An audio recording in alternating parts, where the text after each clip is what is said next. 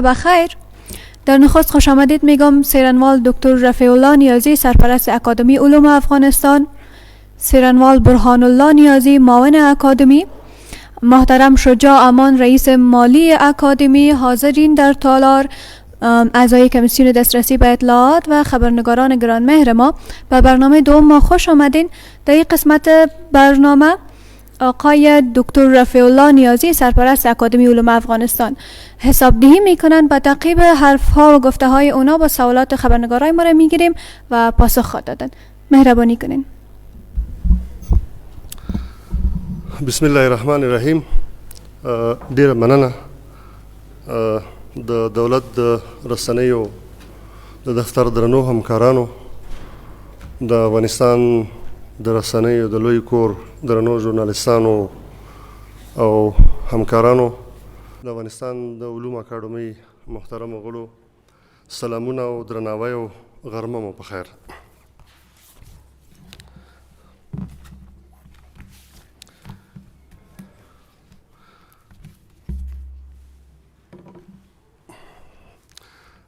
ملت ته د حساب ورکونې د دې پروسې په لړۍ کې د افغانستان د علوم اکاډمۍ د یو مسؤل او دولتي ادرس په توګه د خپلو ټولو هغه چارو چې په 1999 کال کې په علوم اکاډمۍ کې ترسره شوي دي د هغې راپور له تاسو سره شریکوو، او زه پوهیږم چې مخکې له مخکې هم د راپور په بشپړ ډول هم په دري او هم په پښتو ژبه د رسنیو له همکارانو سره شریک شوی دی، خو بیا هم زه کوشش کوم چې مهم او د ضرورت پر بنسټ باندې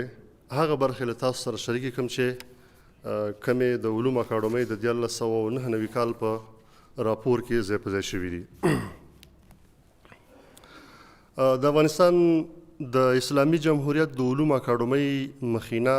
یا بنسټ یا تاریخي مخینه تقریبا یوه پیړۍ مخکې زمانې ته رسیږي. په 1901 یا په 1919 میلادي کال پښتو مرکه جوړه شوله، او په 1910 کابل ادبي انجمن جوړ شو، په 1911 کندهار ادبي انجمن جوړ شو، او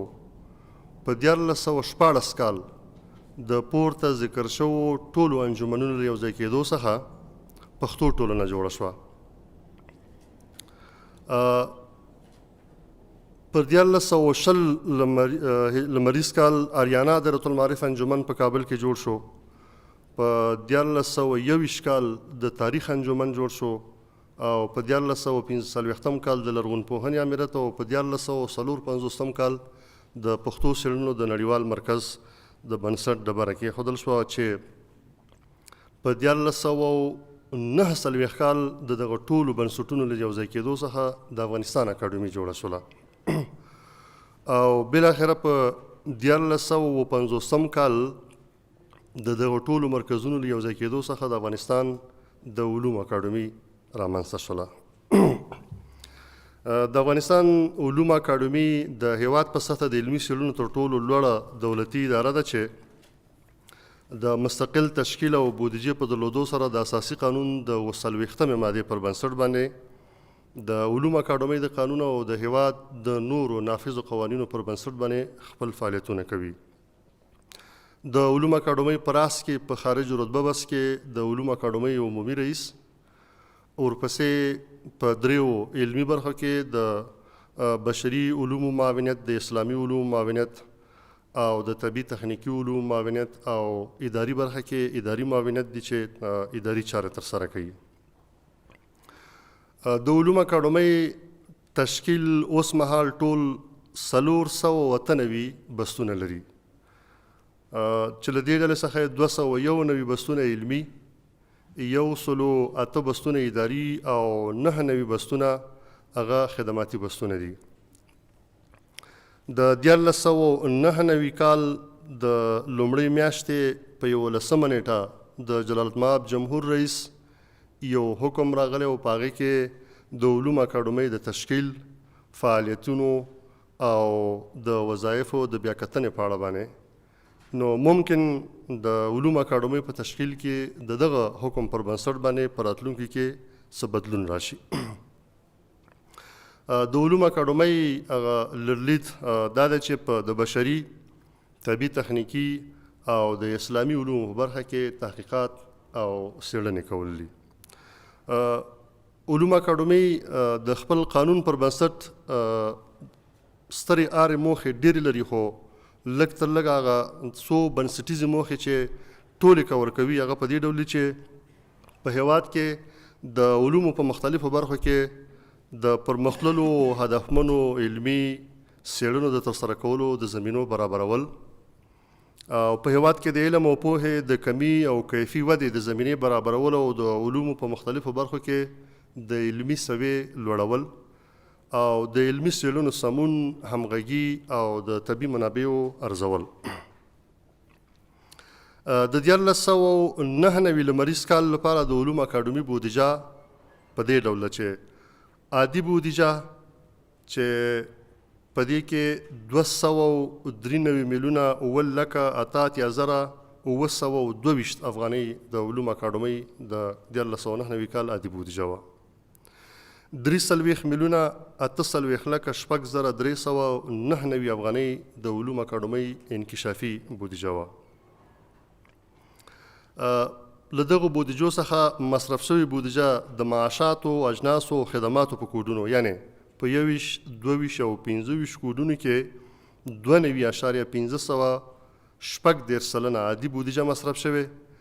او د دارایي د کسب په کوډ کې مخکې زموږ په راپور کې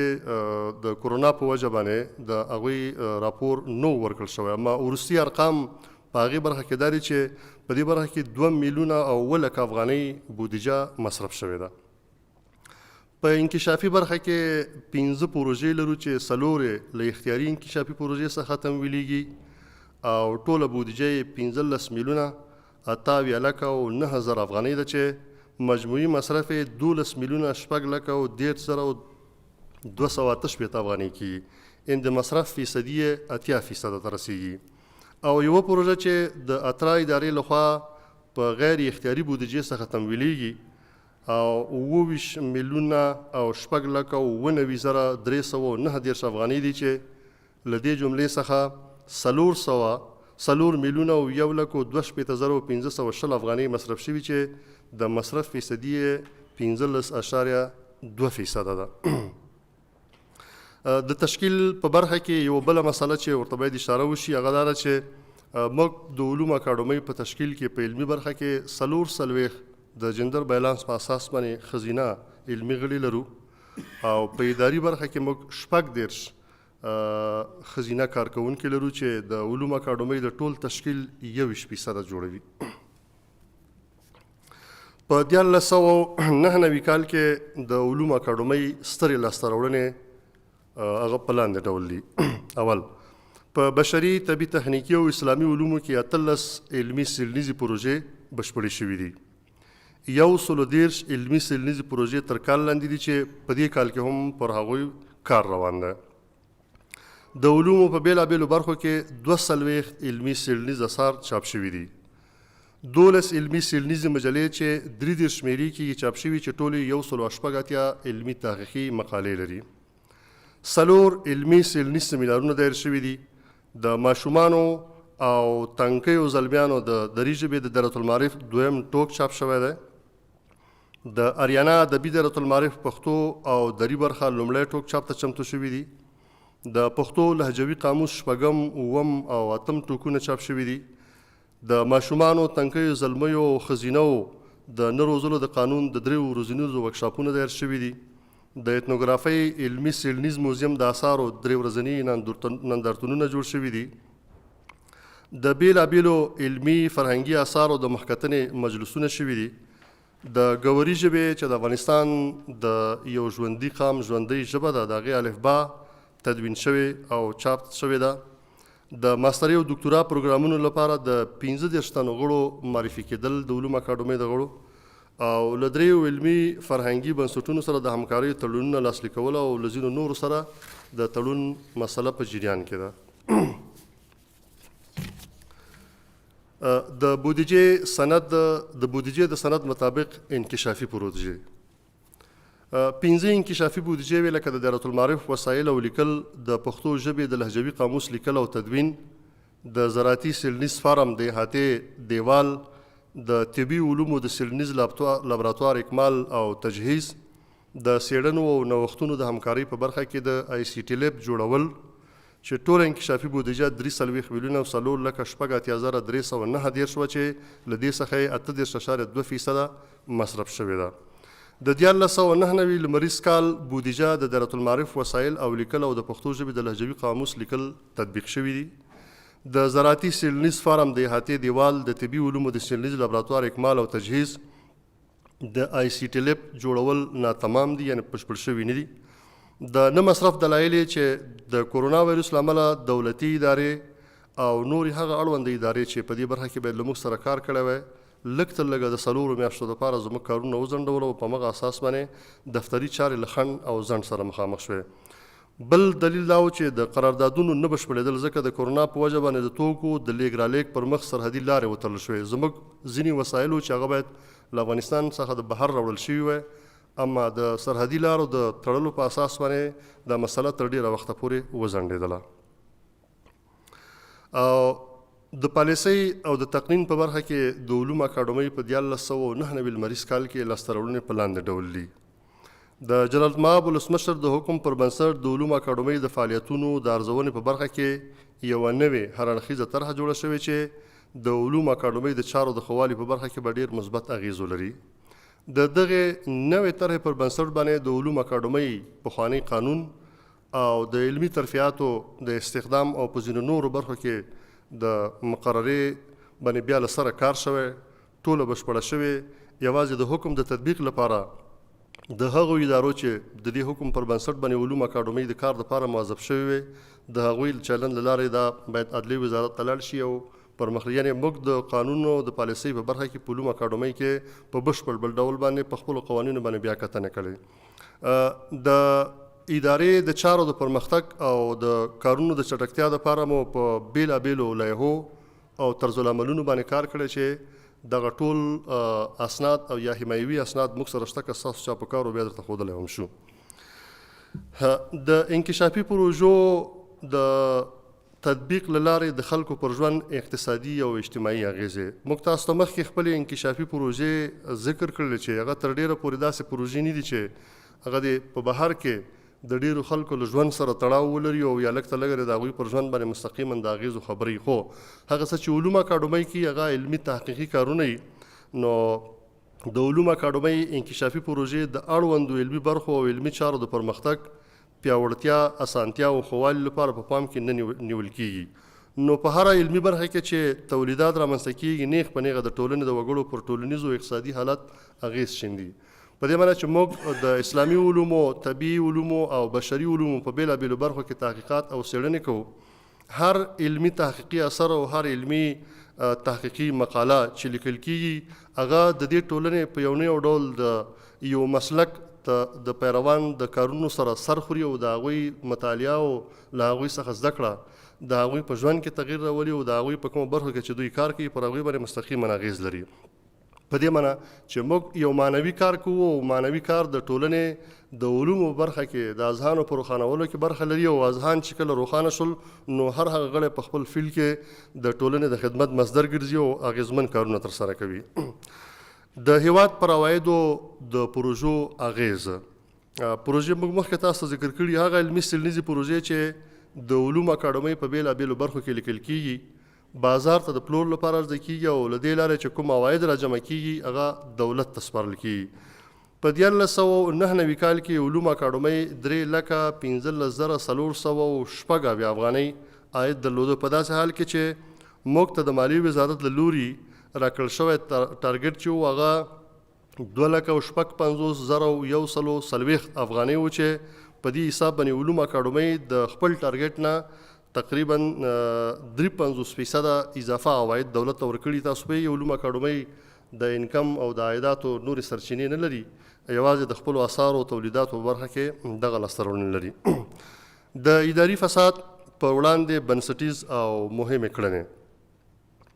د 1999 کال د ادارې د بهبود او اصلاح په موخه په بېلابېلو برخو کې بدلونونه راغلي. د وړتیا، ژمنتیا او کاري مخینې له مخې نوې ګمارنې شوي دي او د ادارې د تفتیش اړوندې برخې په چارو کې د اداري فساد د مخنیوي لپاره خپلې هڅې ګړندې کړي. په د فساد د مخنیوي لپاره په علومو اکاډمۍ کې د اداري فساد په وړاندې د مبارزې یوه کمیټه را جوړه شوې ده او د اطلاعاتو ته د لاسرسي او د علومو اکاډمۍ د فعالیتونو په برخه کې خلکو ته د لاسرسي لپاره د علومو اکاډمۍ ویب سایټ او نور ټولنیزې رسنۍ د علومو اکاډمۍ په هغې کې وخت پر وخت د علومو اکاډمۍ په اړه باندې راپورونه او معلومات له خلکو سره شریکېږي. د فساد په وړاندې د مبارزې کمیټې په خپلو کارونو کې تر اوسه پورې لاسته راوړنې درلودلې او دا چاره مخ په وړاندې روانه ده. د راتلونکي لپاره د افغانستان د علومو اکاډمۍ د ادارې پروګرامونه او برنامې څه شی دي؟ موږ اراده لرو چې په 1400 کال کې لږ تر لږه 50 علمي څېړنیز تحقیقي اثار چاپ کړو. 14 علمي څېړنیز سیمینارونه دا پلان شوي دي، دا باید دایر کړو په علومو اکاډمۍ کې. اما د دې ترڅنګ د حکومت او په خاص ډول د دولت له لوري په بېلابېلو برخو کې په هغو برخو کې چې علومو اکاډمۍ د هغې مسؤلیت، وړتیا او صلاحیت لري، د کال په جریان کې په بېلابېلو مسایلو ورکشاپونه، سیمینارونه او کنفرانسونه موږ ته محول کېږي چې هغه موږ ترسره کوو. د نمونې په توګه تاسو ته صرف او صرف اوس 2 چې عاجل په بیړني ډول باندې حکومت له موږ نه غوښتي او هغه باید موږ تطبیق کړو. د هغه 14 سیمینارونو ترڅنګ هغه یو د افغانستان او ترکیې د ډیپلوماټیکو اړیکو 100 کلن جشن منځل کېږي په افغانستان کې او د حکومت د حکم پر اساس باندې د افغانستان د علومو اکاډمۍ د سیمه ییزو مطالعاتو مرکز مکلف دی چې د افغانستان او ترکیې د 100 کلونو سیاسي، اقتصادي او فرهنګي اړیکو په اړه باندې یو سیمینار جوړ کړي. په همدغه پروګرام کې 2 سیمینارونه نور وړاندې شوي چې یو د امان الله خان او د ترکیې د اړیکو پر اساس ترمنځ اړیکې د هغه د واکمنۍ په وخت کې، او بل هم د سیمې د یو فرهنګي شخصیت چې تر ډیره پورې تعلق له افغانستان سره دی، د مولانا جلال الدین محمد بلخي او د هغه اغیز د افغانستان او د ترکیې د اړیکو په برخه کې. چون موږ د ژبو د ادبیاتو مرکز لرو، د تاریخ انسټیټوټ لرو، د سیمه ییزو مطالعاتو مرکز لرو، دا 3 وړه موضوعات د علومو اکاډمۍ په دې 3 وړو برخو پورې تعلق لري او موږ په دې برخه کې مکلف یو چې کار وکړو. یا مثلا په راتلونکي حمل میاشت کې د کمال خان بند پرانیستل کېږي او د دې بند د پرانیستې دپاره په ټول افغانستان کې د حکومت له لوري د ځینو پروګرامونو تابع نیول شوي چې لږ تر لږه د علومو اکاډمۍ د خپل کاري مسؤلیت په برخه کې موږ کولی شو د سیستان په ټوله حوزه، چون کمال خان په نیمروز او نیمروز د لوی سیستان برخه او په تاریخي لحاظ باندې سیستان د لوی افغانستان برخه ده، موږ په تحقیقي ډول باندې د سیستان په تاریخ، فرهنګ، د کمال خان بند اقتصادي او سیاسي او اقتصادي اهمیت، د زراعت او د کرکلي په برخه کې په دې کې دغه سیمینارونه دي چې موږ د دې 1400 سیمینارونو ترڅنګ د کال په جریان کې او ممکن د کال په اوږدو کې ځینې نور سیمینارونه هم علومو اکاډمۍ ته محول شي چې ترسره یې کړي. موږ اراده لرو چې 4000 ټوکه اریانا ادبي دایرة المعارف هم په پښتو ژبه او هم په دري ژبه په 1400 کال کې چاپ کوو. چارې بشپړې شوي، لیکل شوی، د ایډټ او ټولې چارې پای ته رسېدلي، یوازې د چاپ مرحله پاتې او په راتلونکي 1400 کال کې به دا چاپ شي. د علومو اکاډمۍ د ټولو چارو د منظم پرمختګ لپاره د لنډمهالي، منځمهالي او اوږدمهالي نوي ستراتیژیک پلان جوړول په پام کې نیول شوي. موږ مخکې پلانینګ لرو، خو د دې په خاطر چې ځینې تغییرات او بدلونونه راځي او یا د وخت او د اړتیا پر بنسټ باید علومو اکاډمۍ د وخت او حالاتو سره سم قدمونه واخلي، هم د تحقیق، هم د ارتقا د ظرفیت او هم د څېړنې په نورو برخو کې. نو په دې اساس باندې علومو اکاډمۍ د راتلونکي لپاره خپل پروګرامونه د هغې لپاره د ستراتیژیک پلان جوړول په پام کې نیولي دي. د علومو اکاډمۍ د چارو د ښه پرمختګ لپاره د نویو طرزالعملونو او لایحو جوړول. تاسو پوهېږئ کله چې د یوې ادارې قانون پاس شي، د قانون پر بنسټ مقررې، د مقررو پر بنسټ باندې طرزالعملونه او لایحې جوړېږي، نو موږ مکلف یو د خپل نوي قانون او د نوې مقررې د پاسېدو سره سم د علومو اکاډمۍ د چارو د پرمختګ لپاره نوي طرزالعملونه او نوې لایحې جوړې کړو. د اشتغال لپاره په نوې طرحه کې قراردادي څېړنې او د ژباړې ملي مرکز وړاندیز شوی. د جلال المآب رئیس جمهور د حکم پر اساس باندې د علومو اکاډمۍ د دویم معاون، د جلال المآب دویم معاون په سرپرستۍ د 3 ادارو په همغږۍ د علوم اکاډمۍ دپاره یوه طرحه جوړه شوې چې په هغې کې بېلابېل پروګرامونه او بېلابېل نوښتونه چې لږ ته لږه په راتلونکي کې به د علوم اکاډمۍ ترسره کړي پلان شوي چې په هغې کې یو د قراردادي څېړنو موضوع مطرح ده او بل د ژباړې یو ملي مرکز. موږ په افغانستان کې له بده مرغه د ژباړې یو ملي مرکز نه لرو. تاسو پوهېږئ چې د علومو په برخه کې وده یا به په ژباړه کوي یا به په ریسرچ او تحقیق کوي یا به خپله تولید لري. تر هغې پورې که موږ په یو برخه کې متخصص کسان نه لرو نو موږ کولی شو کوم آثار یا علمي آثار چې په نوره دنیا کې چاپېږي او د هغې علمي ارزښت په دنیا کې ډېر وي هغه راوژبړو. نو د هغې دپاره مو وړاندیز دا کړی چې که چېرته د علوم اکاډمۍ په چوکاټ کې د افغانستان د ژباړې یو ملي مرکز جوړ شي چې هغه لږ ته لږه د افغانستان په رسمي ژبو باندې د نړۍ مهم آثار خلکو ته وژباړي. دویم وړاندیز مو دا ده چې که موږ وکولی شو د علوم اکاډمۍ د شته سټاف تر څنګ هغه پوهان او استادان چې یا له دولتي ادارو یا پوهنتونونو علوم اکاډمۍ څخه تقاعد کیږي او یا د تقاعد تر څنګ دوی په اکاډمیکو مرکزونو کې په دندو نه دي ګمارل شوي خو د تحقیق او لیکنې وړتیا او صلاحیت لري، نو که وکولی شو له دغو استادانو او د دغو پوهانو له علمي ظرفیت څخه استفاده وکړو د پروپوزل او د قراردادونو پر بنسټ دوی ته په مشخصو برخو کې ځینې پروژې ورکړو او هغه د علوم اکاډمۍ له لارې ترسره شي. د هیواد په سطحه د تحقیقاتو د ثبت د مرکز ایجادول. تاسو په دې پوهېږئ چې انډیکسنګ ایجنسي یا ریسرچ بیس انډیکسنګ ایجنسي په نوره دنیا کې د علمي تحقیقاتو د ثبت یو مرکزي چې په ټولو ملکونو په ټولو دنیا کې شته دی. هغه علمي ژورنالونو مقالې چې په هغې کې مقالې خپرېږي علمي هغه د هیواد په یو ځای کې ثبتي یا په ځینو ملکونو کې په هایر ایجوکیشن کمیشن د لوړو زده کړو په کمیسیونونو کې ثبتي او یا ورته نورې ادارې جوړ کړي. له بده مرغه موږ په افغانستان کې په یوه برخه کې هم د افغانستان د تحقیقاتو د ثبت او د انسجاب کوم مرکز نه لرو. له دې وروسته که په افغانستان کې د پی ایچ ډي او د ماسترۍ کوم پروګرامونه په پوهنتونونو کې پیل کیږي نو په کار دا ده چې د پلجریزم او د تحقیقاتو د ثبت موضوع مطرح وي ځکه چې موږ په تکراري موضوعاتو باندې تحقیقات ونه کوو، لږ تر لږه په تکراري موضوعاتو باندې لیکنې ونه کوو، تیزسونه یا ډیزرټیشنونه ونه لیکو او دا کارونو مخنیوی هله کیدای شي چې موږ په افغانستان کې د تحقیقاتو د ثبت یو مرکز ولرو. علوم اکاډمۍ چون په افغانستان کې د تحقیقاتو په برخه کې تر ټولو لوړه علمي اکاډمیکه اداره ده او دا د دوی صلاحیت او وړتیا او مکلفیت هم ده. دا زموږ په دې طرحه کې ځای په ځای شوي چې که په راتلونکي کې وکولو شو د افغانستان د تحقیقاتو هغه میکانیزم او لیدلوری په هغه ډول برابر کړو لکه څنګه چې په نوره دنیا کې دي یا لږ تر لږه دومره ګامونه واخلو چې د نړۍ له نورو ولسونو سره په دې برخه کې همغږي شو. د علوم اکاډمۍ د کتابتون ډیجیټل کول زموږ د 1400 کال راتلونکی پلان دی. تاسو پوهېږئ علوم اکاډمۍ چې مخینه یې لږ تر لږه 100 کلو ته رسېږي تقریبا د دې 100 پخوانیو کلونو آثار د افغانستان په نورو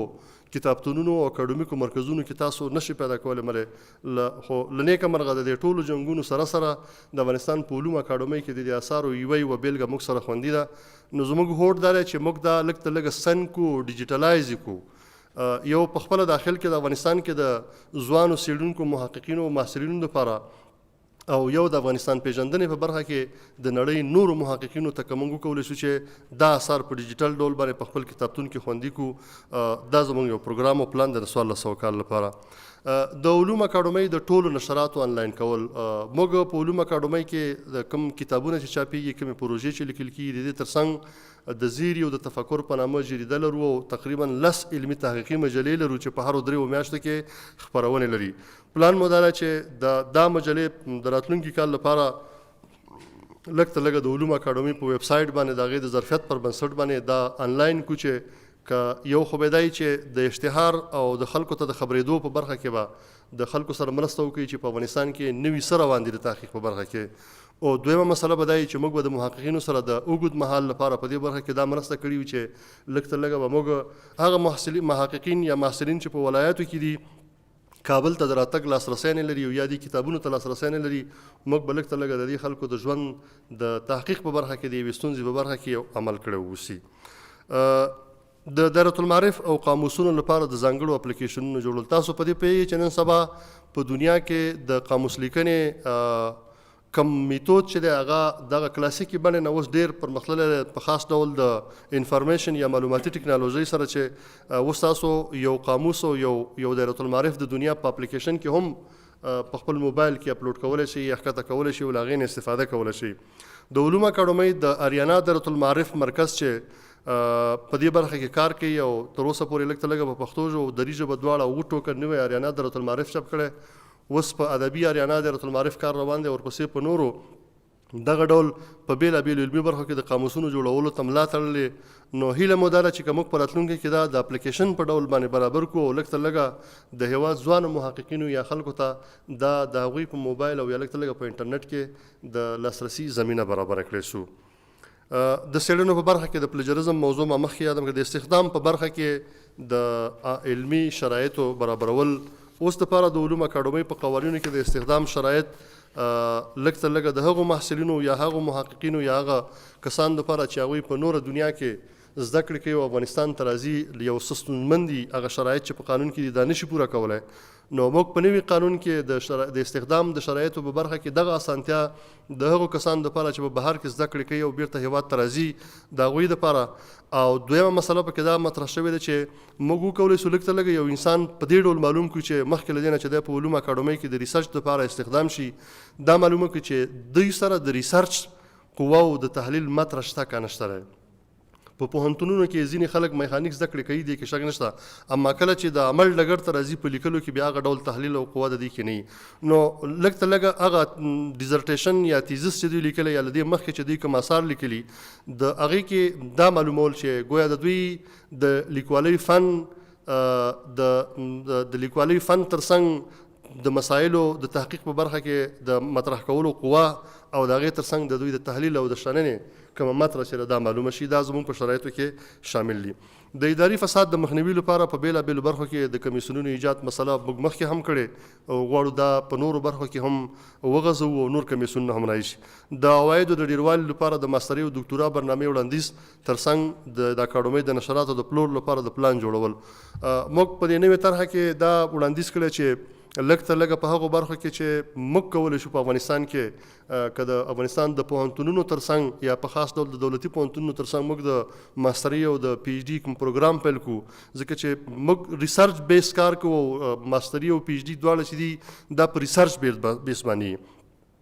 ښه خبره ده پکار دی چې موږ په افغانستان کې ریسرچ بیس پوهنتونونه هم ولرو، خو لږ ته لږه تر هغې پورې چون د علومو اکاډمۍ مسؤلیت او دنده ریسرچ او تحقیق دی که موږ لږ ته لږه وکولی شو ریسرچ بیس پی ایچ ډي یا ماستري په هغو برخو کې چې اوس وړتیا لرو هغې ته ادامه ورکړو په راتلونکي کې دا وغځوو. دا زموږ پروګرام کې دي. د افغانستان ټولو علمي اکاډمیکو مرکزونو سره د علومو اکاډمۍ د نشراتو رسول. موږ په 1999 کال کې هم دا هڅه او کوشش کړی چې له بدخشان نیولې تر نیمروز او له غور نیولې تر نورستان لږ ته لږه د افغانستان هغو پوهنتونونو کتابتونونو ته چې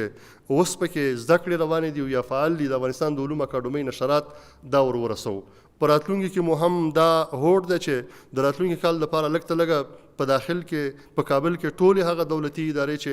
هغوی لږ ته لږه علمي تحقیقاتي مرکزونه یا کتابتونونه لري او یا د افغانستان ټول هغه پوهنتونونه چې په ولایاتو کې دي یا په داخل کې دي وکولی شو خپل نشرات هغوی ته ورسوو.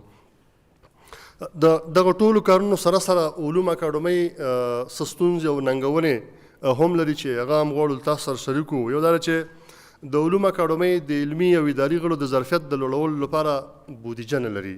تاسو په دې پوهیږئ چې بهر ته د زده کړو دپاره د سکالرشیپونو برخه کې یا په پی ایچ ډي یا په ماسترۍ برخه کې چې تاسو څوک لګوئ نو د هغې دپاره به دوه لارې دي. یو دا چې تاسو د یو سکالرشیپ د عمومي ازموینې د لارې یو هیواد ته لاړ شئ او د هغوی د امکاناتو څخه استفاده وکړئ او ګټه ترې واخلئ. دویمه لاره دی چې ادارې په خپلو غړو باندې پانګونه کوي او د هغوی د ظرفیت د لوړولو لپاره باید ځینې پیسې او امکانات ولري. متاسفانه موږ سره دا شی نشته چې په کار داره چې که په دې برخه کې په راتلونکو کې زمینه د دې مسایل شي چې موږ د ظرفیت د لوړولو لپاره یو څه امکانات په لاس کې ولرو. د علومو اکاډمۍ د علمي او اداري غړو د ظرفیت لوړولو لپاره د بورسونو نشتون، مشخص سکالرشیپونه هغه څه چې د افغان حکومت دولت سره مرسته کیږي په کار داره چې د هغې نه ځینې مشخص سکالرشیپونه د علومو اکاډمۍ د اداري او علمي غړو د ظرفیت د لوړولو لپاره دې دپاره زمینه برابره شي. د علمي ډپارټمنټونو د تشکیل کمښت. موږ په علومو اکاډمۍ کې د یوې علمي تحقیقي برخې یو ډپارټمنټ لرو خو متاسفانه د تشکیل له کمښت له وجې موږ په دې ډپارټمنټ کې یا یو کس یا دوه کسه او نهایت یا درې کسه لرو. تاسو په دې پوهیږئ چې په یو علمي رشته کې مثلا په تاریخ، حقوق، ژرنالیزم، سوشیالوژي یا په هره برخه کې چې وي د ټول افغانستان په سطحه باندې لږ څه لږه یو کس یا دوه کس یا درې کسه د هغې تحقیقات او ریسرچ دا کافي نه وي. د افغانستان وګړو، نفوسو، ټولنو، د افغانستان اړتیاو، ضرورتونو ته پر پام سره لږ څه لږه د علومو اکاډمۍ د علمي ډپارټمنټونو د غړو موضوع په راتلونکي تشکیل کړي یا لږ څه لږه دې برخه کې توجه وشي، نو دا زموږ یو ننګونه ده چې لږ څه لږه موږ په یو کس دوه کسو باندې نشو کولی د ټول افغانستان دپاره په یو علمي برخه کې ریسرچ او تحقیق وکولی شو. دریم مسله د تحقیقاتو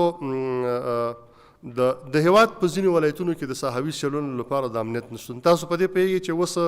په ټوله دنیا کې په فیلډ بیس ریسرچ باندې قضاوتونه کیږي.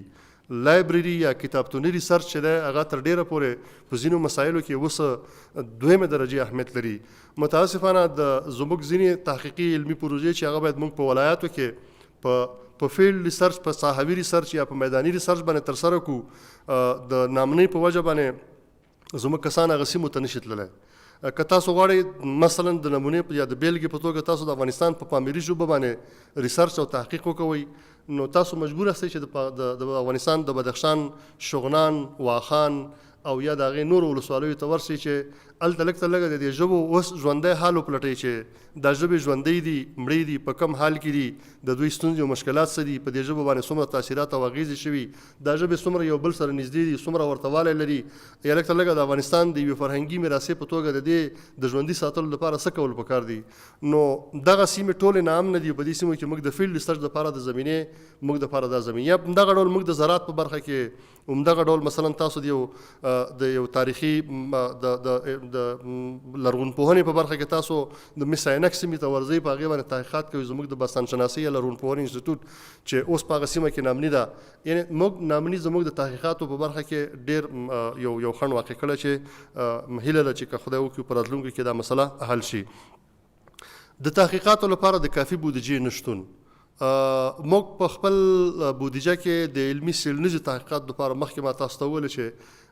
بودیجه نه لرو،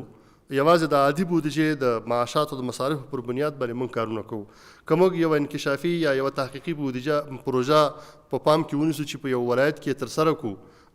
نو تاسو پوهیږئ د هغې دپاره د پلانینګ په برخه کې د سفر او د ترانسپورټ او هلته د اوسېدلو یا لږ تر لږه د فیلډ ریسرچ دپاره د ځینو صحابي کسانو د ګمارلو په برخه کې تاسو اړتیا لرئ چې هلته له خلکو سره اړیکه ونیسئ. متاسفانه موږ په خپله بودیجه کې دغه ډول یو بودیجه په پام کې نه لرو چې موږ د صحابي څېړنې په دې باندې وکړو، که په راتلونکي کې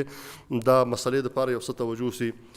بله مسله د علومو اکاډمۍ دولتي جایدادونه چې دي دا له غصب، دعوو او زورګویۍ سره مخامخ دي.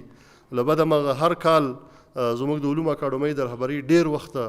له دغو خلکو سره په محکمو کې په دعوو تېرېږي. نو تاسو فکر وکړئ چې یو علمي تحقیقي اداره چې د هغې مسؤلیت تحقیقات دي او په افغانستان کې د تحقیقاتو دپاره باید کار وکړي یا د هغې دپاره باید پلانینګ وکړي، د دې ادارې د لوړ رتبه چارواکو نیمایي عمر په کال کې دا په محکمو کې له دغه دعوو دې شیانو سره تېرېږي او دا یوه ستونزه ده زموږ دپاره. بله مسله دا چې د علومو اکاډمۍ د بیاکتنې دپاره مخکې ما تاسو ته اشاره وکړه چې د جمهور رئیس د دې حکم پر بنسټ باندې یوه طرحه جوړه شوې ده او دا طرحه بیخي مکمل نهایي شوې ده. دا د جلال المآب دویم معاون صاحب په مشرۍ د لوړو زده کړو وزارت، د اطلاعات د فرهنګ وزارت، د اداري خدماتو اداره، د رئیس جمهور د فرهنګي مشاورینو او د علومو اکاډمۍ له لوري په 1999 کال د اولې میاشتې په 11مه نیټه باندې حکم راغلی. موږ ټول کال په دې طرحه باندې کار کړی دی او هیله مند یو چې دا طرحه زر تر زره کابینې ته لاړه شي او موږ ځکه د دې حکم پر بنسټ باندې په علومو اکاډمۍ کې هم په علمي برخه کې هم په اداري برخه کې استخدام په ټپه درېدلی. موږ هیڅ ډول که هر څومره کسان زموږ یا تقاعد کیږي یا ضرورت کیږي د ادارې لپاره موږ استخدام نشو کولی. هغه څه چې موږ د راتلونکي پلانینګ دپاره په خپل ستراتیژیک پلان کې باید شامل کړو، هغه د دې طرحې برخه دي. چون له کابینې پاس شوي نه دي، موږ یې نشو کولی د ستراتیژیک پلان برخه کړو. په لنډ ډول په دې طرحه کې چې څه شی د اکاډمۍ د بهبود دپاره وړاندیز شوي دي، نو په کار ده چې موږ د راتلونکي 1400 کال لپاره کم ستراتیژیک پلان د لنډ مهال او منځ مهال او اوږد مهال لپاره علومو اکاډمۍ ته جوړوو. نو د دې ټولې خبرې په هغې پلان کې ځای په ځای کېږي. هیله مند دي چې دا طرحه د زر تر زره له کابینې پاشي، ځکه زموږ دپاره دا لږ تر لږه اوس د یوې ننګونې په توګه ده. زموږ لخوا وړاندیزي حل لارې د دې لپاره دا دي چې د څېړنو لپاره د ځانګړې بودیجې تشخیص شي، د ظرفیت لوړونې لپاره د علومو اکاډمۍ ته د بورسیو زمینه مساعدول یا ځانګړې بودیجه ورکول شي، د اړوندو علمي ډپارټمنټونو تشکیل ډېر شي او په ځینو ولایاتو کې د ساحوي څېړنو د ترسره کولو لپاره د امنیتي تدابیرو نیول. حکومت او دولت دواړه دی د علومو اکاډمۍ د دولتي جایدادونو د غصب، دعوا او زورواکۍ مسلې ته جدي پاملرنه وکړي. دا د هغه فارمټ پر بنسټ باندې ځینې مسایلو چې موږ تاسو سره شریک کړل. اوس د علومو اکاډمۍ د علمي تشکیلاتي جوړښت چې کوم فعالیتونه ترسره کړي دي غواړو په لنډ ډول دا هم تاسو سره شریک کړو. د افغانستان د علومو اکاډمۍ اوس مهال په 3 سترو علمي برخو یعنې بشري، طبي، تخنیکي او اسلامي علومو کې څېړنې کوي چې هره برخه یې خپل ځانګړي مرکزونه، انستیتوتونه او ډپارټمنټونه لري. لومړی بشري علوم چې دا 7 علمي څېړنیز مرکزونه لري، د ژبو او ادبیاتو مرکز، د ټولنیزو علومو مرکز، د لرغونپوهنې مرکز، د کوشاني څېړنو مرکز، د پښتو څېړنو بین المللي مرکز، د سیمه ییزو مطالعاتو مرکز او د اریانا دایرة المعارف مرکز. په دغه ټولو مرکزونو کې د بشري علومو په 1999 کال کې علمي څېړنیزې پروژې بشپړې کړي. هغه 7 علمي څېړنیزې پروژې چې د هغې نومونه تاسو سره غواړم شریک کړم. د پښتو د منظومو ادبیاتو په پرمختیایي بهیر کې د ښځو ونډه، مقایسې، هنري حوزې شرق کشور با تکسیله، د نورستان په فولکلوریکو او شفاهي ادبیاتو کې د میرمنو دریځ او د پښتو ادبي فنونو کره کتنه، له پښتو سره د ګوري او ساوي ژبو اړیکو او پرتلنه، او د ګوري ژبې فونولوژي او د ایران او هندوستان د اړیکو څېړلو پر افغانستان باندې اغیزې. د بشري علومو په علمي مرکزونو کې په 1999 کال کې 81 علمي څېړنیزې پروژې دا تر کار لاندې وې او لا هم بشپړې شوي نه دي. دا 81 نومونه تاسو ته نه اخلم، یوازې د بېلګې په توګه مثلا د پښتو او دري تاریخي ژبنۍ اړیکې او توپیرونه، د پښتو معاصرو ادبي ژباړو د بهیر تحلیلي څېړنه، پژوهش واژه‌های مرکب در متون منظوم معروف قرن ششم و هفتم هجری، معرفی زبانشناسان و آثارشان در دوره معاصر دری، تجدید در مورد روش املایی زبان دری، د پښتو په کلاسیک ادب کې د عرفان او تصوف بهیر، د افغانستان د پښتو معاصر ادبیاتو په پرمختیا کې د نادولتي ادبي ټولنو د ونډې تحلیلي څېړنه، د نوې ژبپوهنې په رڼا کې د ځینې لیکل شوو فونولوژي او مورفولوژي پرتلیزه څېړنه، پر پښتني کلتور د نوې ټکنالوژۍ اغیزې، بازتاب ژانرهای فولکلوریک در ادبیات منظوم زبان دری، بررسی جریانهای عرفان و تصوف اسلامی در افغانستان و انعکاس آن در ادبیات دری، بررسی و تحلیل سرودهای زنان دری پرداز از دهه دموکراسی به بعد و نقد اجتماعی شعر دری، بررسی کتیبه‌های غزنوی، غوری و تیموری، بررسی هنر معماری و مهندسی آبادات عصر اسلامی در ولایت شمالی افغانستان. په افغانستان کې د بهرنیو مرستو او پورونو تحلیل او څېړنه، په افغانستان کې دولت ملت جوړونه، جرایم سازمان یافته بین المللی و چگونگی آن در افغانستان، بررسی روابط افغانستان با کشورهای عربی، مشارکت سیاسی، اجتماعی و فرهنگی زنان افغانستان در تاریخ نوین. دا د نمونې په توګه د 81 کنفرانسونو ځینې نومونه چې ما تاسو ته واخیستل. د بشري علومو د مرکزونو علمي غړو په 1999 کال کې 29 علمي موضوعاتو باندې کنفرانسونه وړاندې کړي دي. 29 علمي نه یوازې د څو نمونو په توګه تاسو ته نمونه اخلو: معرفي لهجه‌های زبان ازبکی افغانستان، نحوه فراگیری زبان دوم، د ملي یووالي حکومت پر مهال د هند او افغانستان اړیکې، په سویلي اسیا کې د هستوي وسلو پراختیا او افغانستان ته پیښ خطرونه، بررسی مقایسوی نقش جامع مدنی در تامین حقوق بشر در افغانستان و ایران، اهمیت کتیبه‌های دوره اسلامی افغانستان، اهمیت منارهای دوره اسلامی در افغانستان. دویمه برخه د علومو اکاډمۍ د طبي تخنیکي علومو برخه ده چې د 4 مرکزونه لري: د کیمیا، بیولوژي او زراعت مرکز، د ځمکپوهنې مرکز، د ریاضي، فزیک او تخنیک مرکز او د طبي علومو مرکز. په دغو مرکزونو کې په 1999 کال کې ټولې 8 څېړنیزې پروژې بشپړې شوي دي چې په دې ډول دي: اپیمیډولوژي مرض شکر و اختلالات آن، د وینې د لوړ فشار د اپیمیډولوژي د خطري فکتورونو او اختلالاتو څېړنه، ارزیابی مدیریت زباله‌های جامد شهری و دیزاین دفن صحی آن، تحلیل و بررسی اوضاع جغرافیایی زون شمال غرب افغانستان و د کابل حوزې د هایدروګرافیکي ځانګړتیا و څېړنه، تحلیل و ارزیابي خوشحالي حوزه‌های آبي کابل، اندوس و هلمند او د کابل په شرایطو کې د غنمو پر حاصلاتو باندې د بیلابیلو عضوي او پرپوس لرونکو سرو اغیزې. د طبي تخنیکي علومو په برخه کې په 99 کال کې 22 علمي څېړنیزې پروژې تر لاس لاندې وي او لا هم دي چې دا بشپړې شوي نه دي. یوازې د نمونې په توګه څو نومونه تاسو ته اخلم چې طرح ایجاد سیستم مسافربری سری و سیر در شهر کابل، تحقیق در مورد نفت و گاز حوزه افغان تاجک و قانونمندی گسترش ساختمان‌های مساعد تجمع نفت و گاز در آن، بررسی جغرافیای طبیعي مناطق خشک افغانستان، په ننګرهار کې د سټرسو د زیان رسونکو حشرو څېړنه، د شرقي زون ولایتونو د ځینو ولسوالیو د خاورې د حاصلخیزۍ څېړل او تحقیق پیرامون خصوصیات جیولوژیکی و منرالیزیشی معدن مس در بنده. د اسلامي علومو معاونیت په برخه کې موږ 3 علمي تحقیقي مرکزونه لرو چې د فقه او قانون مرکز، د حدیث او تفسیر مرکز او د عقیدې او ثقافت مرکز دی. د اسلامي علومو په پورتنیو مرکزونو کې په 1999 لمریز کال کې 3 علمي څېړنیزې پروژې بشپړې شوي دي چې په دې ډول خدمات علمی محدث ابن حبان بوستی، تحلیل و بررسی برخ مسائل تصوف از نظر اسلام، تاثیر اسلام بر عقاید و فرهنگ مردم افغانستان. او د اسلامي علوم په برخه کې په 1999 لمریز کال کې 20 علمي څېړنیزې پروژې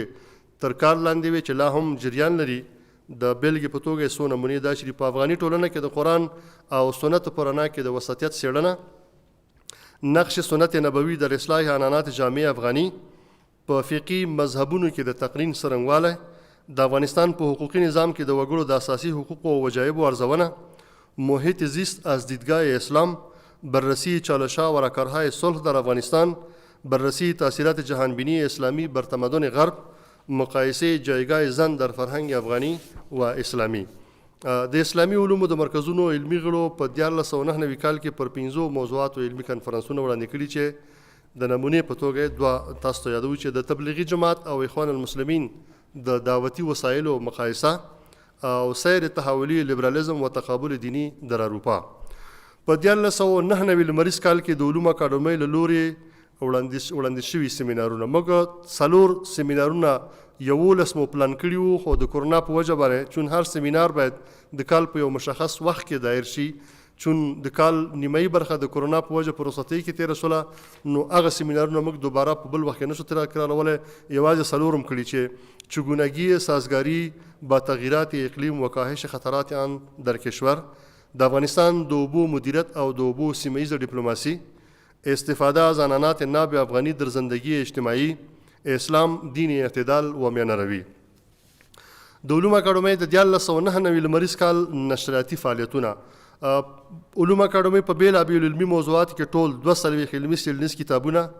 12 شمیرې مجلې چې 33 ګڼې کېږي، لکه کابل، اریانا، سیمه‌ایز مطالعات، طبیان، طبیعت، افغانستان چې په انګریزي ژبه ده، باستان شناسی او کوشانی او 6 ګڼې د زیري جریده چاپ کړي دي.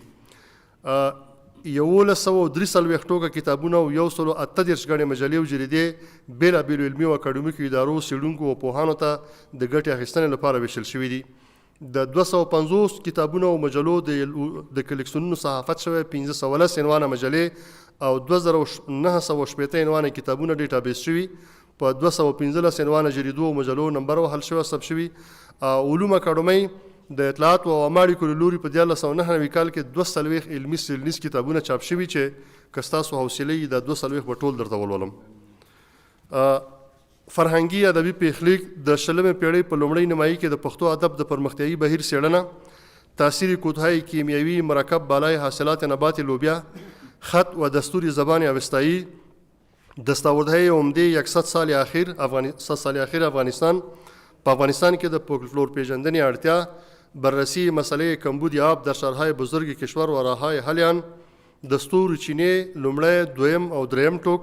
تعیین وقت مناسب بذر و تاثیر آن بالای مقدار حاصلات زعفران در شرایط کابل. په پښتو ادبیاتو کې د سریزې لیکنې دود او ارزښت،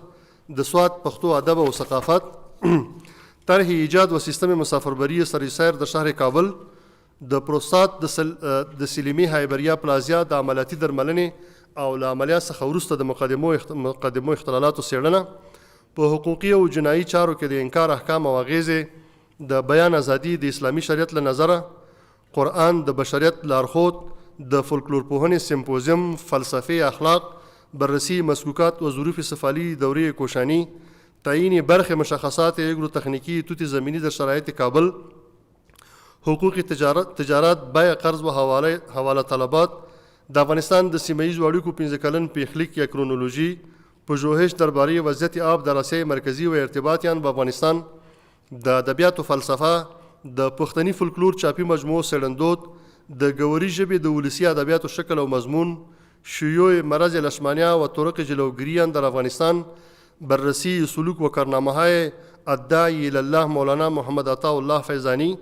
د افغانستان د علوم اکاډمي د پښتو خطي نسخو تحلیلي څېړنه، راهکارهای حفاظت محیط زیست په پښتونخوا کې پښتو لنډه کیسه، خط و دستور زبان اورمړي، د عبدالحنان دایی کلیات، امتزاج هنر گریک و بودیک در جنوب هندوکش، هایدروپولیتیک افغانستان، بدخشان در گستره فرهنگ و تاریخ، عوامل ظهور و زوال سلجوقیان در افغانستان، حقوق آزادی‌ها و مکلفیت‌های اساسی افراد در قانون اساسی، د عبدالرحمن بابا و عبدالحمید مومن په اثارو کې پښتو متلونه او اصطلاحات، او په 1999 کال کې د علوم اکاډمۍ په علمي مجلو کې چاپ شوې مقالې، ټول ټال 180 مقالې چاپ شوي چې مشکله د ټول درته ولولم، یوازې څو نمونې د پښتو لیکدود، ځینې ستونزې او حل لارې، د ماشوم ادبیاتو معنوي ارزښت، پښتو ادب او موډرنیزم، د ګوري ژبې د الفبا او بهیر ته لنډه کتنه، او ظهیر الدین محمد بابر اونینگ بابرنامه اثر، سیر تاریخی خط و در زبانهای دری و پشتو، باستاب جلوه‌های از طبیعت در شعر عاصی از محترم سید احمد رفعت، نگاه انتقادی بر زیبایی شناسی شعر فارسی، سیاست زبانی، عوامل تغییر و تحول زبانها، نظر علما و دانشمندان در رابطه با هنر و خلاقیت کمال الدین بهزاد، سواتنامه د معاصر یونلیک د ځانګړنو په رڼا کې، او رویکرد فرهنگی ترکیه در افغانستان، جایگاه زنان در قانون اساسی 1382، د هند او ازبکستان سیاسی اړیکې او پر افغانستان اغیزې، د دیوبند دارالعلوم سیاسی فکر او پر افغانستان اغیزې، نقش ادیان فرهنگ و وسایل اطلاعات جمعی در داخل نزاع و نقش مهاجرت بر فرهنگ شهرنشینی، دا هغه مقالې وې، او په طبي تخنیکی علومو کې دا ټولې مقالې، نقش استفاده از انرژی قابل تجدید در بهبود اقلیم، تاثیرات تغییر اقلیم بالای محصولات زراعت و مالداری، چگونگی تنظیم رژیم غذایی مناسب برای مرغ‌های تخمی در مراحل رشد و نمو جسمی آنها، بررسی راهکارهای استراتژیک برای مدیریت بهینه آبهای سطحی در کشور، چگونگی سازگاری با روند تغییرات اقلیمی در مناطق اقلیمی کشور، او د نونس کوویډ ناروغۍ شالید او اپیډیمیولوژي، د نونس کوویډ ناروغۍ د درملنې وقایع او اندازو څېړنه، او د کرونا د کلینیکي بڼې او تشخیصیه پلټنو څېړنه، د کرونا د ویروس د لابراتواري پلټنو څېړنه، د کرونا ناروغۍ اختلالات، او دې ته ورته نورې مقالې. په اسلامي علومو کې تدبر و تعقل از دیدگاه قرآن، د ملي وحدت او اسلامي پیوستون قرآني اصول او معیارونه، مسؤلیت پذیری از دیدگاه اسلام، په شرعي نصوصو کې چاپیریال ساتنې ته ځانګړې پاملرنه. نو په پای کې په عمومي توګه ویلی شو چې په 1999 لمریز کال کې په علوم اکاډمۍ کې 18 علمي تحقیقي پروژې بشپړې شوي یا دفاع شوي، 130 پروژې تر کار لاندې دي، 180 علمي څېړنیزې مقالې د بېلابېلو برخو د څېړونکو لخوا لیکل شوي، 42 کتابونه، 12 علمي څېړنیزې مجلې او 3 جریدې چاپ شوي، او همدارنګه 53 علمي څېړنیز کنفرانسونه په انفرادي توګه د څېړونکو لخوا وړاندې شوي، او 4 علمي څېړنیز سیمینارونه دایره شوي دي. دا په ټوله کې په علوم اکاډمۍ کې په 1999 کال کې په علمي او اداري برخه کې هغو کارونو راپور چې په لنډ ډول ما تاسو سره شریک کړه. زه زما همکاران په علمي او اداري برخه کې که تاسو سره کومه پوښتنه ستاسو په خدمت کې یو. ډیره مننه. شکر میکنم از آقای نیازی. حالا هم اگر سوال است از خبرنگارای عزیزمون میگیریم. سوال نیست؟ و پیشنهادهای آقای مصباح گوش میدیم. نیازی صاحب، زه ولی مصباح یم، اطلاعات لاسرسي کمیسیون نه. زه نه پوهېږم چې دا زما نظر یا پوښتنه به ستاسو د ادارې پورې اړوند وي که نه، خو وړاندیز مې دا ده چې تاسو د افغانستان د رسنیو د نشراتو باندې باید یو هغه ولرئ، دا یو تحقیق چې دا د په رواني لحاظ د ماشومانو په ذهن باندې څومره تاثیر لري، او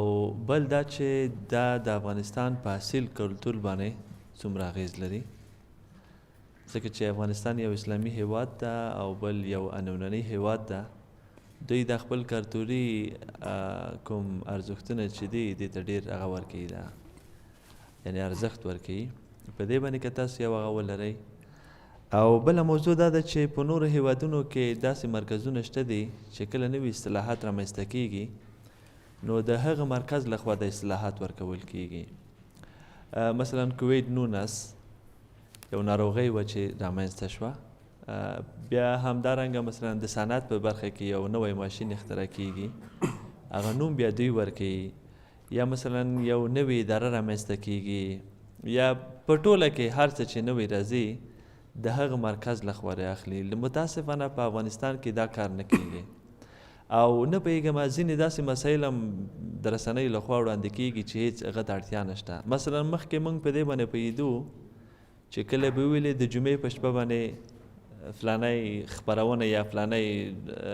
فلم نشریږي که نه، نو موږ به پوهېدو چې د جمعې شپه کومه شپه ده، د پنجشنبې ورځ به چې خلاصه شوه به د جمعې شپه وه چې جمعه شب په دې معنی یعنې ولو اړتیا شته ده او که نشته ده. ځینې مسایل ممکن معقولي، خو ځینې مسایل زما په نظر باندې چې زه د یو عادي افغان په حیث باندې دا نظر ورکوم یعنې مهم نه دی چې باید وشي. که موږ داسې لنډ ووایو چې د جمعې په شپه یا د پنجشنبې په شپه یا د هفتې په شپه دا خپرونه نشریږي نو دا به ښي. ګرچې دا زما وړاندیزونه و تاسو ته، ممکن دې ته تاسو په خپل هغه کوم هغه چې دي، خو پوښتنه مې دا ده چې دغه شیخ که چېرته تاسو دا معلومات ولرئ داسې ویلی شي چې دا شغني ژبه له کومې ژبې نه هغه شوې ده راخیستل شوې ده. دا مشخصه پوښتنه وه. ډېره مننه. تشکر. مهربانی. ما فقط به هر سوال جواب بدم یا یک دفعه کلش رو بگیریم؟ دیگر سوال نداریم.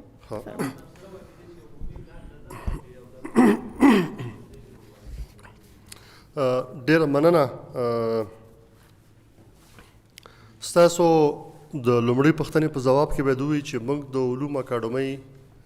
د بشري علومو او د اجتماعي علومو په مرکز کې د ژورنالیزم یو انسټیټوټ لرو، او د هغوی دنده او وظیفه هم دا ده چې په افغانستان کې د ژورنالیزم د تاریخ او په ژورنالیستي ډګر کې چې څه شی تېرېږي د ټولنې پر بېلابېلو برخو د ژورنالیزم او د رسنیو اثرات دا د هغوی تحقیق او کار دی. مثلا په هغې کې موږ په بېلابېلو برخو باندې کار کوو. لومړی دا چې هغه انسټیټوټ په پیل کې جوړ شو نو هغې په افغانستان کې د ژورنالیزم په تاریخي مسایلو باندې کار وکړو. دویمه برخه کې هغوی په مشخصو رسنیو باندې کار وکړو. مثلا هیواد انیس د هیواد تقریبا 50 کلنې رسنۍ دي. په دې 50 کلونو کې د دې ورځپاڼې د افغانستان په فرهنګ، کلتور او په ادب څه اغېزې دي په بېلابېلو برخو باندې. موږ په دغه موضوعاتو ته چې تاسو اشاره وکړله څه ناڅه تحقیقات او څه ناڅه روټین پروژې او مقالې مې پرې لیکلي دي. مثلا د افغانستان د رسنیو اغېزې یا مثلا په اوسنیو رسنیو کې خپرېدونکي فلمونه او د افغانستان پر فرهنګ اغېزې، یا د بیان ازادي تر کوم حده پورې چې هغه هم ډېره پورې په فرهنګ او په نورو مسایلو پورې لري، او یا دې ته ورته نور هغه مسایل چې هغه زموږ د رسنیو په لوی کور پورې تړاو لري څه مو په پام کې مخکې نیولي دي، څه مو اوس هم په جریان کې دي، او تاسو چې کوم پیشنهاد وکړو په مشخص ډول به زه همغې برخې ته دا هم ورسوم چې که په راتلونکي کې موږ ستراتیژیک پلان جوړو او د هغې پر اساس باندې موږ کوم اکشن پلان ته ور داخلیږو نو چې دا موضوعات په هغې کې هم په مشخص ډول شامل شي. ستاسو دویمه پوښتنه د نیولوګیزم یا نوي اصطلاحات، دا تر ډېره پورې په ژبپوهنه کې د ایټمالوژي او بیا د سوشیالوژي او تر ډېره پورې د صرف و نحو پورې تړلې موضوع ده. په نوره دنیا کې دا مرکزونه شته دی. موږ په خپل ګاونډ کې په ایران کې فرهنګستان په نامه یو مرکز لرو چې هغوی د خپلې ژبې د سوچه کولو لپاره په دې برخه کې کار کوي. موږ په پاکستان کې په خپل بل ګاونډ کې یوه اداره لرو په نامه د مقتدره قومي زبان، البته هغوی د اردو ژبې په برخه کې دا کار کوي. مقتدره قومي زبان موږ په ډیلي کې هم لرو په هندوستان کې. او تاسو که چېرته تاسو د ملیشیا یا د سنګاپور لینګویج پالیسي او لینګویج پلانینګ وګورئ نو په هغه ادارو کې هم دا شته. په عربي ژبه کې خو بیخي ډېر دي. د دنیا تر ټولو زیات تحقیقي ژبني مرکزونه چې دي هغه په عربي ژبه کې دي، چې لومړی په مصر کې، دویم تونس او ورپسې په سعودي عربستان. همدغه ډول په فرانسه کې اکاډمي د فرانس هغه د ژبې په برخه کې دا مسؤلیت لري، او په نورو ملکونو کې نور ادارې دا مسؤلیت لري. دا په ټوله کې دې پورې تعلق لري چې لینګویج اتارټي ادارې په یو ملک کې کمې دي. ژبنی صلاحیت، وروستی ژبنی صلاحیت دا په یو ملک کې د کم ځای دي. دا بحث له دې راځي چې موږ اول لینګویج پالیټکس، ژبنی سیاست، د یو هیواد ژبنی سیاست څنګه دی. په سیاست پر اساس باندې زموږ په اساسي قانون کې د افغانستان 2 ژبې د رسمي ژبو په توګه تسجیل دي، یعنې موږ یو ژبنی سیاست لرو. دویم بحث په دې کې دې ته وایي چې لینګویج پلانینګ او لینګویج پالیسي، یعنې کله چې 2 ژبې تسجیل شوې د دې 2 ژبو د پرمختګ او د دې 2 ژبو د ژوندیو ساتلو، د 2 ژبو دپاره به چېرته کار کوي. دا بېلابېل ادارې دي، اطلاعات و فرهنګ ورته کار کوي، تحصیلات علم ورته کار کوي، علوم اکاډمي ورته کار کوي، معارف کې ورته کار کوي، په نصاب کې ورته کار کوي. دې پسې وروسته راځي وایي چې لینګویج اتارټي اداره کومه یوه ده، یو مشخصه اداره چې هغه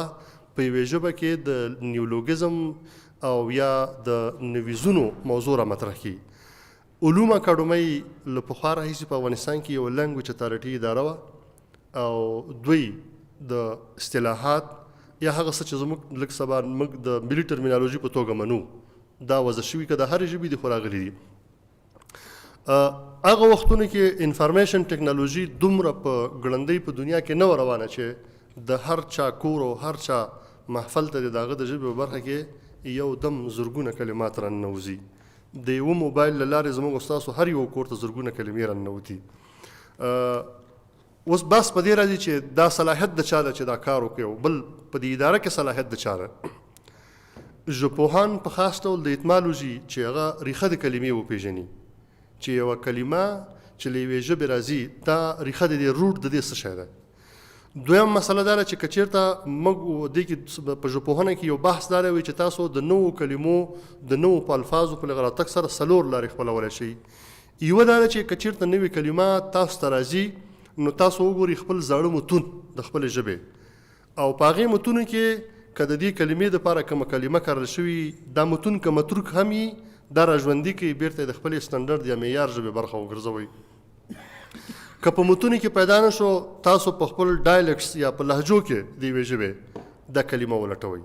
یوه ډېره کوچنۍ لهجه ستاسو د ژبې په یوه ډېره لرې او وروسته پاتې سیمه کې دي، خو چې د دې کلمې دپاره په هغې لهجه کې یوه کلمه وي دا کلمه تاسو له هغې راوړئ او د خپلې معیاري ژبې یا سټنډرډ ژبې برخې وګرځوئ. که په دې 2 کې مو هم پیدا نه کړی شو نو بیا 2 اکیډمیک او ساینټیفیک لارې دي. یو یا به کمپاونډ ناون جوړوئ، تاسو په انګریزي کې د کمپاونډ ناون شاهدان هستئ چې لکه ایپل جوس، د مڼې جوس، تاسو به کمپاونډ ترکیبي نوم جوړوئ. ترکیبي نوم به له څه شي جوړوئ؟ یا به له فعل جوړوئ یا به له مصدر جوړوئ. په دې معنی چې یوه ریښه به د یوې ژبې کې بله به ورسره تړئ او د هغې نه به تاسو یو کمپاونډ ناون جوړوئ. دا کارونه په افغانستان کې پخوا هم شوي وو، اوس هم شته دی، خو دا لږ متفرق دي. متاسفانه متفرق په دې دي چې ما تا ته مخکې وویل چې د صلاحیت اداره شته خو ژبپوهان نشته دی. ژبپوهان چې هغه اول په ایټمالوژي وپوهېږي، دویم په سوشو لینګویسټکس په ټولنیزه ژبپوهنه وپوهېږي، ځکه چې ژبه له ټولنې سره تړاو لري، د ټولنې هر تغییر په ژبه تاثیر لري. چې ته یو ټولنیز ژبپوه ونه لرې دا تغییرات نشي څېړلی چې دا څنګه وارد شوي. درېیمه مسله دا ده چې دې لپاره باید ته د تاریخي ژبپوهنې استادان ولرې چې د یوې کلمې تاریخي بهیر تا ته وڅېړي. متاسفانه 1340 کلونه مخکې موږ په لږ ته لږه په پښتو د دې دواړو ژبو کې په علوم اکاډمۍ کې او په کابل پوهنتون کې 15 داسې ژبپوهان درلودل چې دا سلسله هغوی روانه کړې وه. د انقلاب د راتګ سره د ژبپوهنې برخه متاسفانه دا 0 شونه. نو اوس د بهرنیو کلمو د راتګ یو سیلاب را روان دی. موږ نوی څه شی شروع کړي، نوې مو دا پام کې نیولی چې د پښتو او دری ژبې اول دې کې خو دا مسله تر ډېره پورې سیاسي هم ده، تر ډېره پورې سیمه ییزه هم ده. ډېر خلک په دې مسایلو نه پوهېږي چې سټنډرډ لینګویج څنګه جوړېږي، د هغې مؤلفې څه شی دي، د یوې کلمې په جوړښت کې به څه شی په پام کې ونیول شي، لنډیز، اختصار، آهنګ، انټونیشن چې ورته وایي، په غوږونو د هغې اورېدل، تلفظ او لیکلو برخه کې. یوه کلمه که تاسو د یو ځای راخلئ، یو بل سړی فکر کوي چې زما د سیمې کلمه لاړه. موږ یو اراده کړې ده اول چې په دواړو برخو کې، هم په پښتو کې هم په دري کې، د یو ټولمنلي لیکدود یا لیکلار دپاره یوه لاره پرانیزو چې موږ پخوا په خپل ناپ او سوچه دري ژبه د افغانستان کې کم الفاظ او کلماتو د دې دپاره کارول، او اوس څه شی پکې دودیږي یا څه شی را روان دي د نورو ژبو د ترجمو پر اثر، همدغه ډول په پښتو کې دا کار مو پلان کړی. همدا سږ کال مو هم یو سیمینار په خپل پلان کې د معیاري لیکدود اړتیا، ستونزې او حل لارې دا په پام کې نیولي چې یو اول موږ ستونزې هغه اسیب شناسي چې ورته وایي ستونزې په ګوته کړو، د ستونزو د په ګوته کېدو نه وروسته د هغې دپاره حل لارې ولټوو او دا په متفق ډول وکوو، ځکه چې دا که یوه سیمه یې کوي، یوه اداره یې کوي، د بلې خوا نه غږ پورته کېږي، یو تر حده پورې سیاسي مسله هم ده. نو دې شي ته زموږ فکر دی او په راتلونکي کې به انشاءالله دا ستاسو وړاندیز دا هم په پام کې ونه شي. شغناني ژبه دا اوس د نړۍ ژبې چې دي دا په ژبنیو کورنیو کې تثبیت شوي دي. لا هم په دنیا کې ځینې داسې ژبې شته چې هغه د ژبنیو کورنیو برخه نه دي ګرځېدلي، هغې ته آیسولیټ یا منفردې ژبې ویل کېږي. زموږ په دې سیمه کې د ژبو یوه کورنۍ ده انډو یورپین لینګویجز ورته وایي، انډو اروپایي کورنۍ. دا انډو اروپایي کورنۍ 4-5 شاخونه لري چې یو ته جرمانیک او سلاویک، بالتیک، هلنیک، یوه په دې کې اریک یوه فرضي ژبې نوم دی چې ډېر پخوا و په دې سیمه کې د اریایانو. دا اریک کورنۍ چې ده د ژبو دا بیا 3 څانګې لري. یوه ته اریاني وایي چې په دې کې اوستا، میدي، ساکی، خوارزمي، پارتي او پښتو، دري، بلوچي، کردي او پراچي او دا زموږ د پامیر ژبې دا په دې برانچ کې ځای په ځای شي. بلې په دې منځ کې یو بل برخه د دې ته داردیک ژبې وایي. په داردیک ژبو کې نورستاني، پشهیي، گاوري، براهوین شماشتي، وټپوري، تراهي، پالولا، شینا، کلکوټي، بټيري او ځینې نورې منکیالي دا ژبې شاملې دي. بله برخه چې دا هغې ته انډو اریایي وایي چې په هغې کې ویدي، سنسکریټ، پراکریټ، پالي، هندي، پنجابي، ګجراتي، سنهالي، مراټي دا ژبې شاملې دي. دا 2 بحثونه پرېږدو. دا یو بحث چې مخکې ورته ویلو چې دا د شغني ژبې له کمې ژبې پیدا شوې ده. موږ په دې سیمه کې لرغونې ژبې ما ته مخکې وویله چې اوستا، میدي، پارتي، خوارزمي، باختري دا ژبې لرو. دې ژبو په مرور د زمان په خپل میراث نورې ژبې پرېښي، نورې ژبې چې هغه د سیمې همدا اوس دا اوسنۍ ژبې دي. موږ اوس لږ تر لږه په پامیر سیمه کې 15 پامیري ژوندۍ ژبې لرو او تر ډېره پورې هم په سیمو پورې دي، شغني په شغنان پورې، روشاني په روشان درې پورې، سنګلیچي په سنګلیچ درې پورې، واخي په واخان درې پورې، په نور پورې تړل شوي دي. یعنې داسې مشخصه ریښه د دې کلمې چې شغناني دی داسې مشخص له یوې ژبې راوتي داسې نشته دی چې دا ژبه موږ ووایو چې مشخصه دا ژبه ده. اما ما ته وویل چې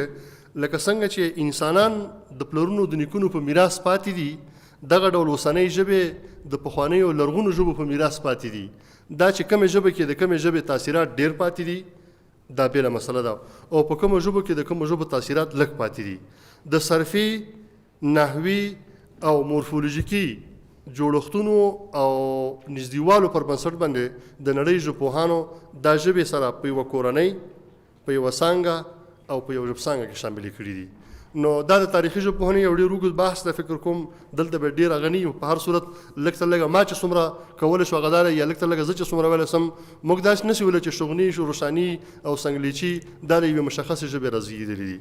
اما موږ داسې ویلی شو چې دا ژبې د ټولو هغو ژبو پیداوار یا لونې ژبې دي چې په دې سیمه کې دود وي پخوا. ډېره مننه. تشکر میکنم از آقای سیرنوال دکتر رفیع الله نیازی، سیرنوال برهان الله نیازی، آقای شجاع امان، حضار گرامی، خبرنگارای عزیز ما، همچنان اعضای کمیسیون دسترسی به اطلاعات، برنامه حسابدهی دولت به ملت امروز ما همینجا به پایان میرسه. تا برنامه بعدی همتون به خدای پاک میسپارم. وقتتان خوش آمدید.